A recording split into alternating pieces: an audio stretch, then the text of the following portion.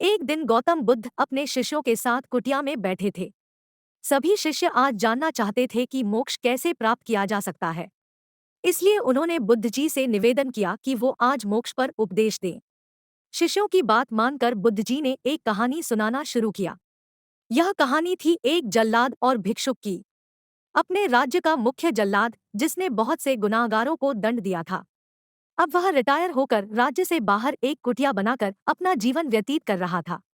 उसे हमेशा लगता था कि उसने कितने लोगों की हत्या की है, वह कितना पापी है। ऐसे ख्यालों से वह हमेशा घिरा रहता था। वह अपना सारा दिन पश्चाताप में ही गुजारता था। एक दिन वह रोज की तरह इन्हीं ख्यालों में खोया हुआ खाना खाने के लिए थाली परोस रहा था। तभी उसको दरवाजे से किसी की आवाज आई। उसने बाहर जाकर देखा तो एक भिक्षुक खड़ा था।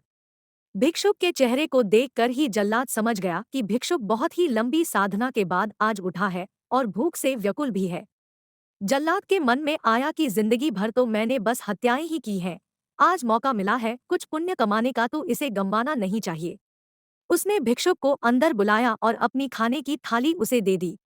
भिक्षुक खाना देखकर बहुत प्रसन्न हुए। भर पेट भोजन करके भिक्षुक ने जल्लाद से बातचीत शुरू की। जल्लाद ने भिक्षुक को अपने जीवन की सारी कहानी सुनाई। उसने बताया कि वह कैसा काम करता था, उसने कितने लोगों को फांसी दी और वह सोचता है कि वह कितना बड़ा अपराधी है।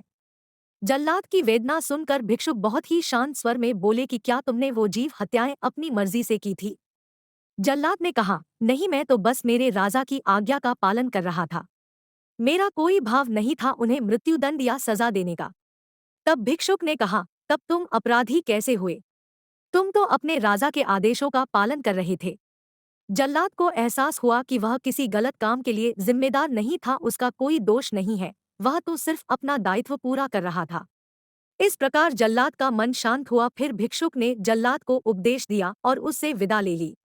भिक्षुक को विदा करके जब जल्लाद वापस घर में आया, उसकी मृत्यु हो गई, जिसके बाद उसको मोक्ष प्राप्त हुआ। इतना कहकर बुद्ध जी ने कहानी को विराम दिया। सभी शिष्य बहुत ही आश्चर्य के साथ बुद्ध जी की ओर देख रहे थे। किसी को समझ नहीं आ रहा था कि जिसने इतनी हत्याएं की हो उसे मोक्ष कैसे प्राप्त हो सकता है। तब एक शिष्य ने यह दुविधा बुद्ध जी के सामने रखी। बुद्ध जी ने तब शिष्यों को समझाया कि भिक्षुक के उपदेश से जल्लाद को ज्ञान प्राप्त हो गया था।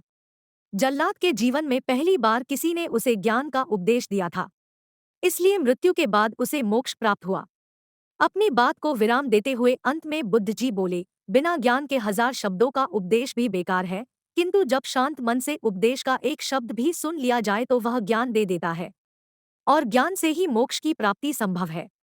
कहानी से सीख। इस कहानी ने हमें सिखाया कि अपने कर्तव्यों का पालन बिना किसी दुर्भाव के पूरी निष्ठा के साथ करना चाहिए।